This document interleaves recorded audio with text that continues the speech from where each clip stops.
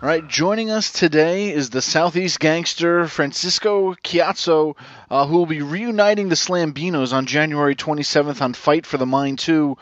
Francisco, man, how's it going? Man, things are going great, man. Busy as hell. It's kind of funny.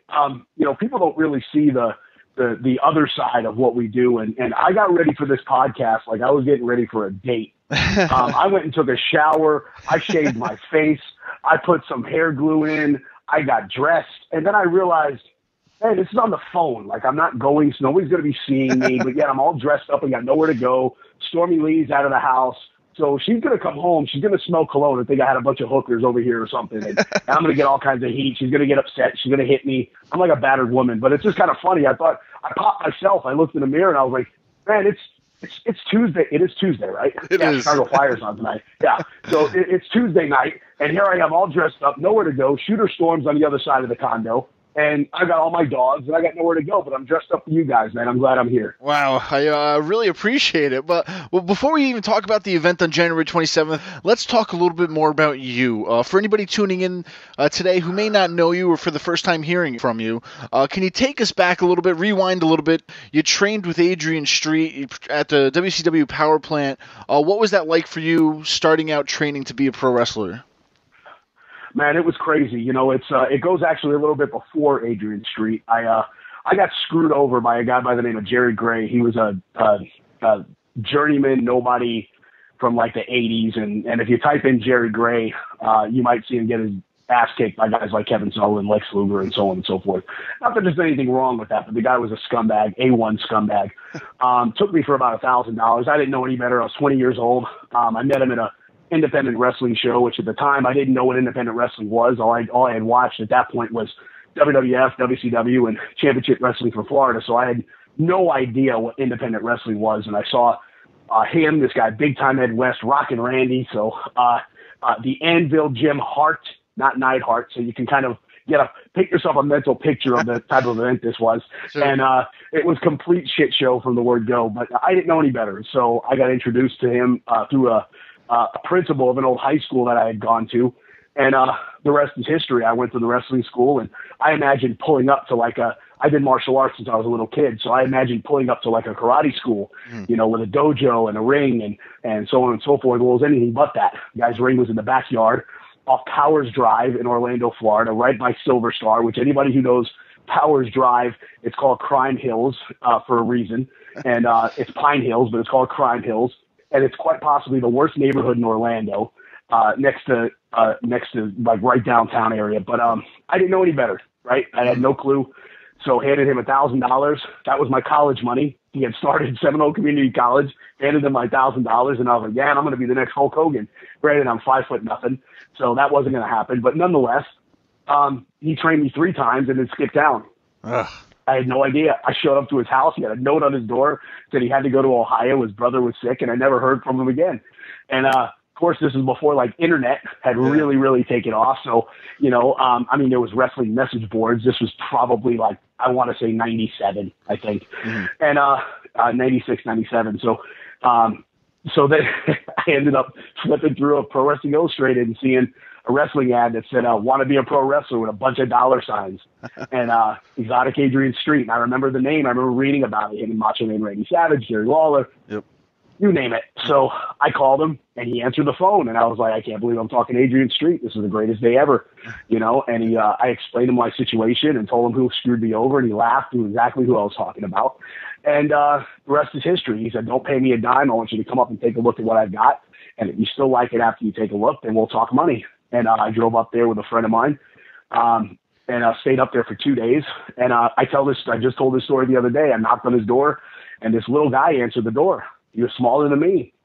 And I said, excuse me, sir, is Adrian Street home? And he looked at me, kind of cocked his head to the side. He goes, hold on a second. Goes back, shuts the door, comes back out about 5 minutes later. His hair's in pigtails, got all his makeup on and his feathered boa. And he's Adrian Street. And I was like, I'm a fucking idiot. I'm sorry if I can't curse. I'm sorry. Okay. I'm a friggin' idiot. I'm sorry. So next thing you know, that's Adrian Street. And he took me back, showed me his where the school was, introduced me to Miss Linda, and I was sold. And that was it. And I told him what I needed and what I was looking for, and he let me live in his at his condo there, which Adrian will be very upset when I say this because he probably charged everybody, but I didn't get charged, and he really took care of me.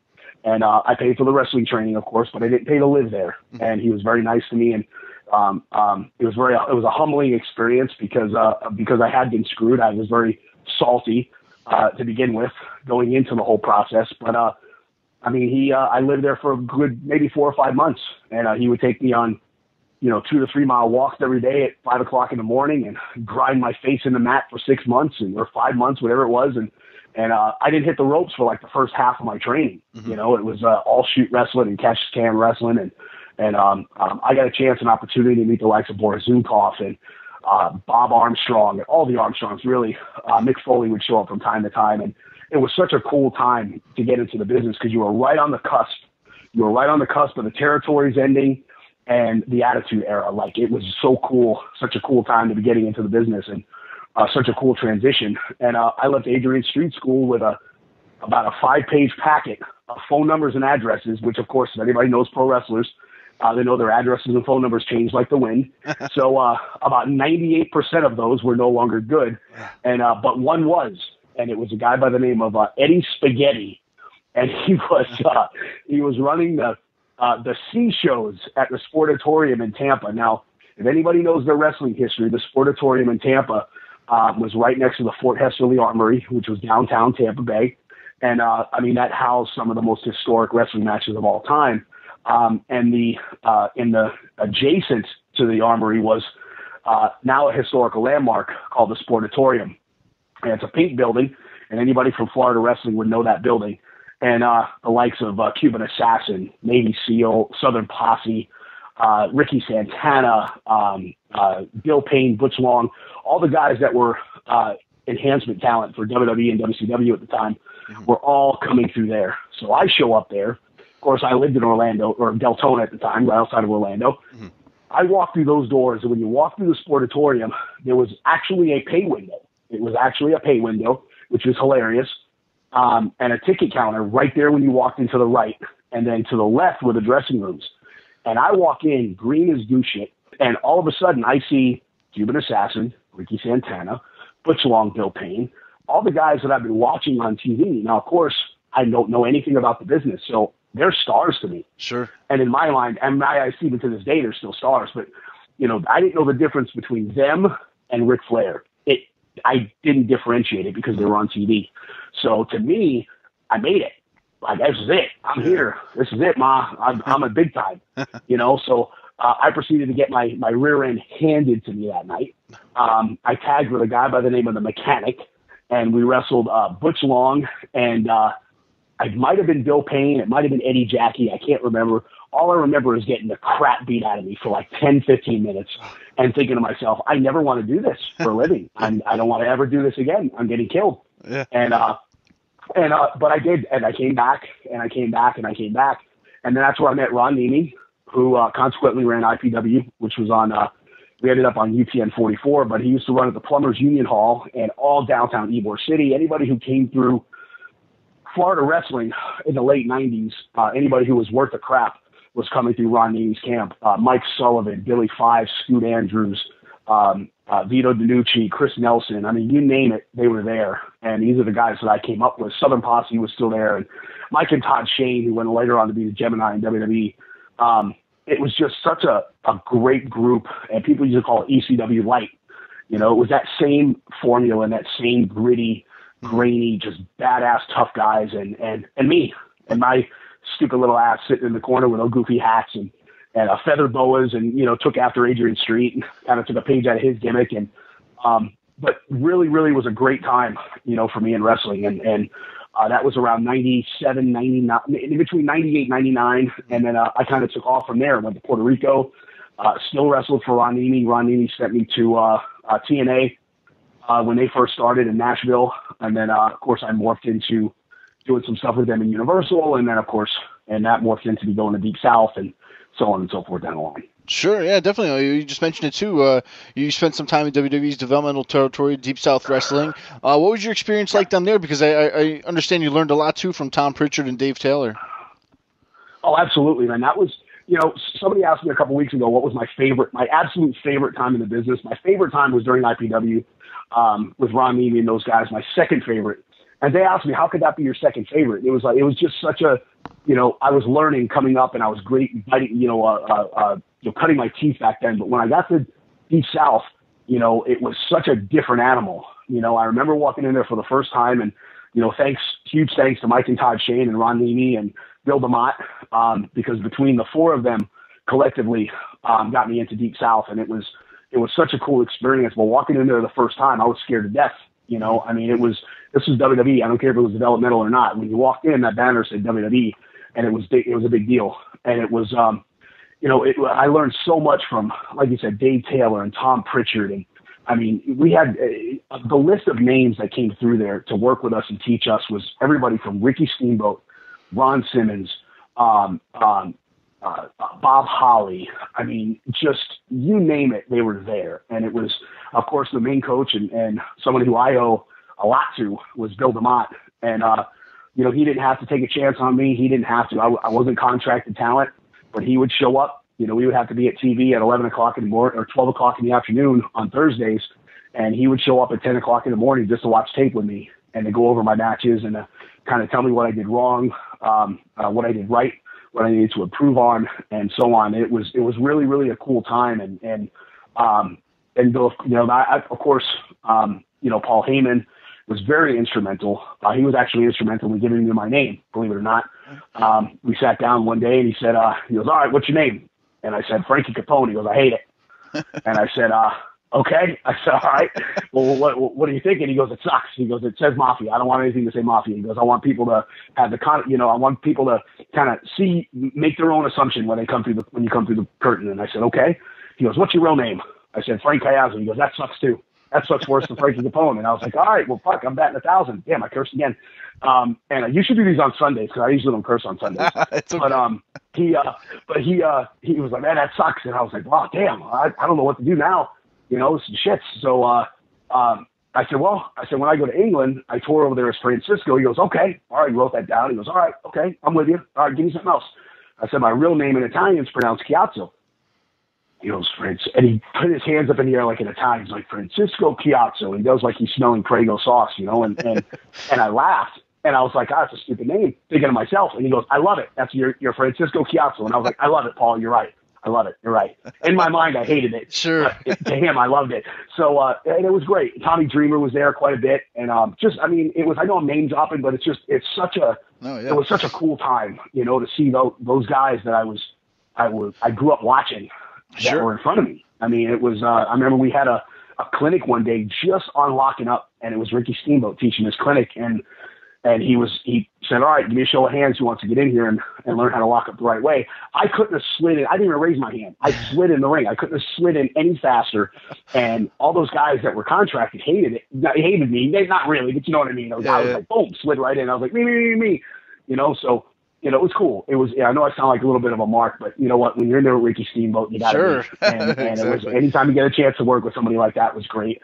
I can't thank Bill DeMott enough and Dave Taylor and Tom Pritchard, for everything that I learned there. And I came away with such knowledge that, I still hold with me to this day. Sure, and that also led to spots on WWE television, shows like Velocity and Heat. What was it like to, reach that pinnacle of, hey, I'm on a WWE show right now? As growing up as an independent wrestler or whatnot, you finally you made it in WWE. Now you're on.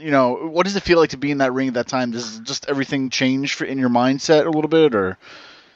No, I crap my pants. I was literally standing. I remember standing in the. I was standing around the ring, and we were doing a roll around with Dave Taylor, and to this day, Dave says I shot on him. He murdered me. He told me to shoot in for his legs, and I shot in for his legs, and he killed me in front of everybody. He just drew me into the mat. But we were doing our roll around, and Sergeant Slaughter was there, and all the agents and everyone was kind of doing their thing.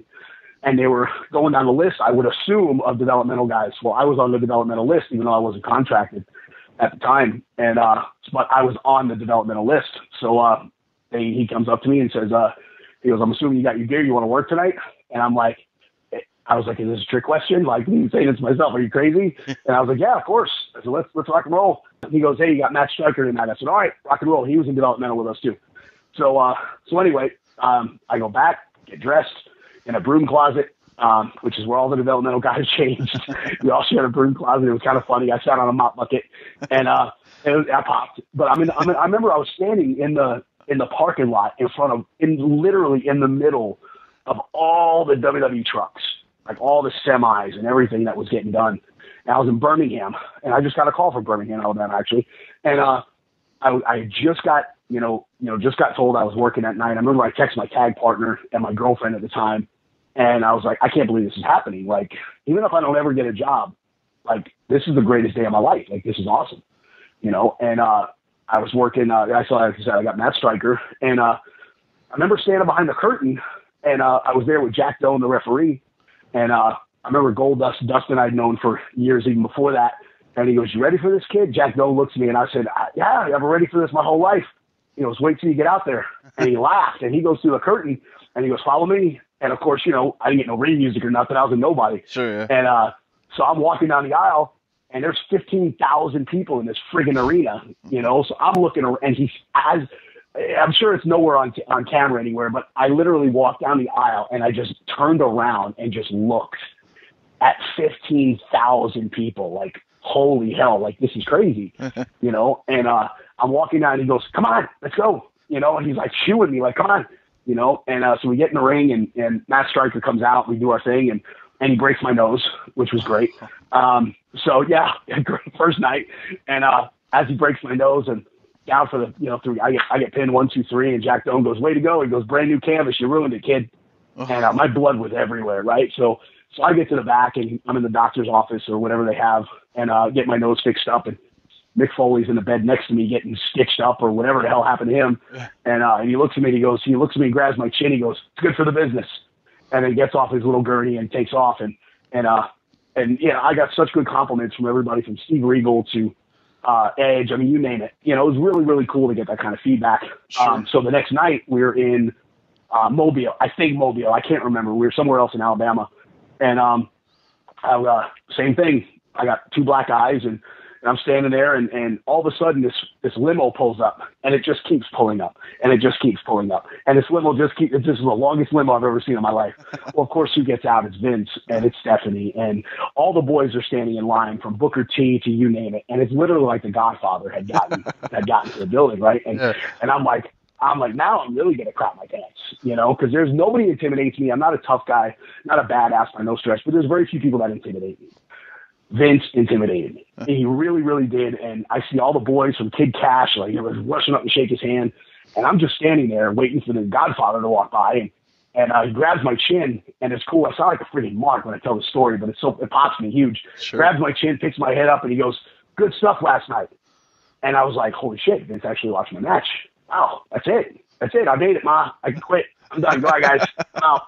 Peace out. Yeah. And so I go do my thing, and we all get dressed in the broom closet again, and we'll go out for our roll around. Same thing as last night. Slaughter comes around, asks everybody, how they're doing, comes out to me, goes down the list. He goes, you and Tatanka tonight. Holy shit. This is great. Awesome. Broken nose. Can't even see out of one eye. Perfect. So I go out, and that was really cool, because I was a huge fan of Chris's I don't want to say up until that point, but I was a kid, watching him. So to be able to be in the ring with him was kind of a dream come true. And it was really, really neat. And I felt a lot more comfortable the next night, even though I had a broken nose and a black eye and couldn't see.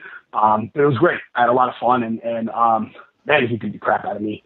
And shot me from one end of the building to the other, backdropped me, and blah, blah, blah, blah, blah. But it was a great experience, huge crowd, and got exceptional feedback from everybody. Everybody who was backstage really gave me props, and even from Chris himself. Chris years later, never would I have thought that he would remember that match, and he had posted it on Facebook as a memory and thanked me for the match. And I'm like, what? Somebody messaged me on Facebook, and they said, man, Chris is thanking you for that match. And I was like, holy shit, pretty cool. So I messaged him and thanked him, and he goes, man, that was one hell of a showing you put on there, he goes, I just wanted to say thanks. And I'm like, man, that's pretty damn cool. I appreciate that. Like, that's pretty neat. And I know I'm it's not like I'm really putting myself over. I'm nothing special by no stretch, but I've had some really cool experiences. I'm just grateful for all of them, you know. Definitely. Now, in the year 2016 alone, you've been all across the nation working with companies such as ACW, American Combat Wrestling, AWA, Arcadian Wrestling Association, GCW, Global Championship Wrestling, and NWA New South. Now, how does it feel to be able to work for so many great companies as opposed to just one? I mean, just being on the independent scene to where you have that freedom, I guess. Oh man, it's really awesome. I mean, I'm fortunate. I stay very busy. Like you said, I mean, I work for some of the best companies in the Southeast and even in the Mid-South now. With moving to right outside of Nashville, Tennessee, I'm still part of World Wrestling Network, Sal Hamoy's monstrous umbrella of companies, from Evolve to FIP, ACW, Shine, Style Battle. I mean, you name it. The guy's just unreal with the amount of umbrellas that he's got under his big umbrella. Mm-hmm. And, I ping pong everywhere from Florida to the Carolinas for Carino's deal. And congratulations to Steve Carino, by the way. I like to go on record and say congratulations to him being a coach for WWE. Way to go, boy. And, but I work for his company. I work for, several of major independent companies and a lot of small ones too. I just had an opportunity to debut in Texas and San Antonio for Rudy Boy Gonzalez. For TWE, which was an awesome experience. I never wrestled in Texas before, so it was kind of on my bucket list, and got signed for 2 more dates with him out there. So, things are moving along very well. I can't complain. I get a chance to travel with my best friend and my fiance, Stormy Lee. We go by the Bonnie and Clyde of professional wrestling. So, I got the best of both worlds. We travel together, work together, live together. Sometimes we just about kill one another being on the road so much together. But all in all, it's a great experience. I'm just fortunate enough to be busy and have created such a good rapport business-wise across the Southeast and Midwest or Mid-South and even in the Carolinas now that I stay pretty busy. I mean, I'm booked up right now through just about April. Wow. So we got bookings. So yeah. Awesome. Well, speaking of coming up soon on January 27th in Murfreesboro, Tennessee at the National Guard Armory, Best of the Best presents Fight for the Mind 2. You will be in the main event accompanied by the Italian Bad Girl, Stormy Lee, and your tag team partner, Anthony Giannazzo, reuniting the Slambinos. You guys are going to be taking on Tommy Dreamer and King Shane Williams along with Queen Taylor. What can you tell the fans who are going to coming out to Fight for the Mind 2 what they could expect? Well, man, anybody who's followed the last year here in the state of Tennessee, there was a company that a really close personal friend of mine, Chase Stevens, had started called Arcadian Wrestling. And he had a vision and really acted on that vision and was building something incredible here in Tennessee. Unfortunately, forces beyond his control, things didn't quite go as planned, no fault of his. He did an incredible job with bringing a lot of us here to Tennessee and creating a new brand of professional wrestling that the fans hadn't seen in quite a while, or I should say a new old brand of wrestling.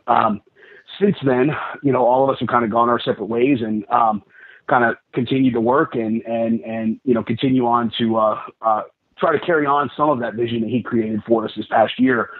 In doing so, Sean Balaban moved here from New York to be a part of Arcadian Wrestling. And one day after all this had fallen through, he met with myself and a couple of others and kind of presented his vision, which was very similar to what Chase wanted to do.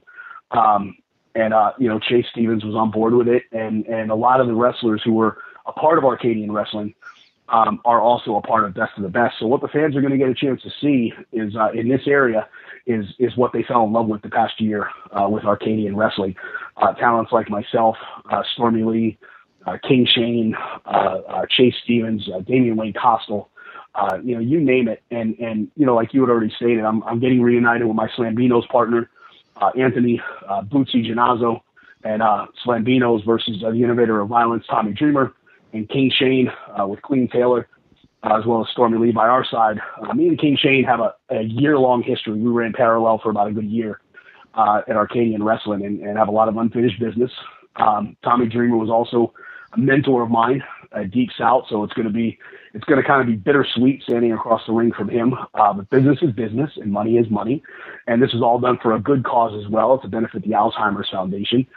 Best of the Best presents Fight for the Mind 2, Murfreesboro, Tennessee, January 27th at the National Guard Armory, brought to you by Kia of Murfreesboro. I'm doing a whole commercial here. Kia of Murfreesboro, Buffalo Wild Wings of Murfreesboro, Tennessee, as well as Advanced Financial. So when you go broke, hit them up. Let them know the Southeast Gangster sends you. Awesome. And you guys are also going to be appearing at the Buffalo Wild Wings that day, I believe, too, right? Yes, sir. From 11:30 to 1 o'clock, myself, Anthony Ginazzo, and Stormy Lee will be there signing autographs later, and all throughout the day, actually. The Barbarians from your state up there in New York, as well as the Natural Chase Stevens. And then to finalize and finish out the day, right before we kick off the event, it's going to be Tommy Dreamer and TNA Star Rebel at Buffalo Wild Wings later on that day. But you can go to Best of the Best Facebook page and get all the times, particulars, purchase tickets, and get all the information that I didn't present to you by going to that Facebook page, and also follow us on Twitter as well. Awesome. Well, Francisco Ciatso, we barely scraped the surface with you today. We hope to have you back on in the near future, but for everybody listening out there in the social media universe, where can they keep up with you today? Oh, man, they can keep up with myself and Stormy Lee at Francisco Ciatso at Facebook, at Francisco Ciatso on Instagram, at Francisco Ciatso on Twitter, and I think I might be mistaken, but I'm quite possibly the only straight man to have a Pinterest. You can catch me on that as well. Perfect. Well, we thank you so much for joining us today.